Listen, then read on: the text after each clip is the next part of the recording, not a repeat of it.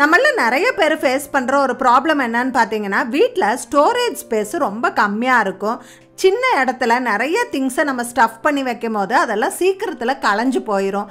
அவசரத்துக்கு ஒரு பொருளை தேடி எடுக்கவே முடியாது. அது ரொம்ப ஸ்ட்ரெஸ்ஃபுல்லாக இருக்கும். இந்த ப்ராப்ளமை எப்படி சரி பண்ணுறது அப்படின்னு பார்க்கலாம். நம்ம வீட்டில் ஒரு சில திங்ஸ் எல்லாம் ரொம்ப ரேராக தான் எடுத்து யூஸ் பண்ணுவோம். வீட்டில் ஏதாவது ஃபங்க்ஷன் ஃபெஸ்டிவல்னால் அப்போ பயன்படுத்துவோம்.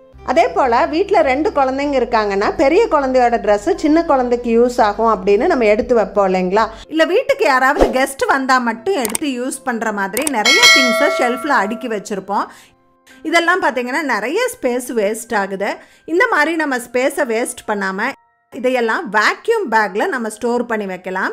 வேக்யூம் பேக் அப்படிங்கிறது பார்க்குறதுக்கு ஒரு நார்மல் பிளாஸ்டிக் பேக் மாதிரி தான் இருக்கும். ஆனால் இது ஸ்பேஸ் சேவ் பண்ணுறதுக்கு ஒரு சூப்பரான ஆப்ஷன். இது வந்து லார்ஜ், மீடியம், ஸ்மால்னு 5 பேக்கு ஒரு செட்டாக நான் வாங்கினேன். இது கூடவே ஒரு வேக்யூம் பம்பும் வருது.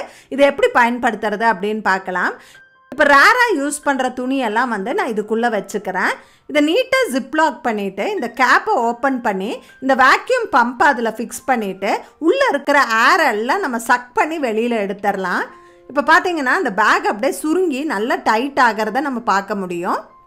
ஒரு ஸ்டேஜில் இது இழுக்கிறதுக்கு ரொம்ப டைட் ஆகும். அப்போ நம்ம ஃபுல்லாக வேக்யூம் சீல் ஆயிடுச்சு அப்படின்னு தெரிஞ்சுக்கலாம்.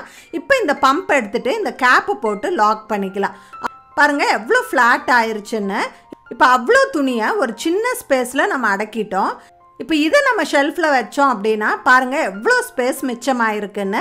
இப்போ இதுக்கு மேலே நம்ம வேறு திங்ஸ் எல்லாம் கூட ஸ்டோர் பண்ணிக்க முடியும். இப்போ இந்த வேக்யூம் பேக்கில் ஸ்டோர் பண்ணுறதால ட்ரெஸ்ஸுக்கெல்லாம் ஒன்றும் ஆகாதா அப்படின்னு கேட்டிங்கன்னா கண்டிப்பாக ஒன்றும் ஆகாது. நம்ம ஜஸ்ட் அந்த காற்று மட்டும்தான் வெளியில் எடுக்கிறோம். நம்ம திரும்பவும் பேக்கை ஓப்பன் பண்ணும்போது துணியெல்லாம் பழைய மாதிரி ஆயிரும். நம்ம அயர்ன் பண்ணிவிட்டு யூஸ் பண்ணிக்கலாம். கெஸ்ட் வந்தால் மட்டும் பயன்படுத்துறதுக்கு அப்படின்னு நிறைய பெட்ஷீட் எல்லாம் வச்சுருக்கோம் அப்படின்னா அதையெல்லாமும் இதே மாதிரி நம்ம இந்த பேக்கில் போட்டு வேக்யூம் சீல் பண்ணிக்கலாம். பாருங்கள் 4 பெட்ஷீட்டை நம்ம இவ்வளோ சின்ன ஸ்பேஸில் ஸ்டோர் பண்ண முடியுது. இப்போ நான் அதே ஷெல்ஃபில் வச்சுருக்கேன். முதல்ல கொஞ்சம் ட்ரெஸ் மட்டும்தான் வைக்க முடிஞ்சுது. இப்போ அந்த ட்ரெஸ்ஸு கூடவே 4 பெட்ஷீட்டு, அது போக மேலேயும் நம்மளுக்கு ஸ்பேஸ் இருக்குது. வேறு ஏதாவது ஸ்டோர் பண்ணிக்கலாம்.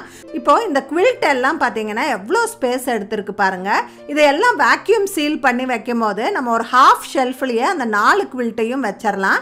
இப்போ நம்மளுக்கு இங்கேயும் எக்ஸ்ட்ரா ஸ்பேஸ் கிடச்சிருக்கு. நம்ம வேறு திங்ஸ் எல்லாம் கூட ஆர்கனைஸ் பண்ணிக்கலாம்.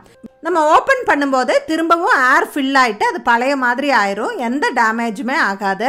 இந்த ப்ராடக்டோட லிங்க் வேணும்னா கீழே லாங் வீடியோ டேக் பண்ணியிருக்கேன். அதில் டீட்டெயில்ஸ் எல்லாமே இருக்குது. செக் பண்ணி பாருங்கள்.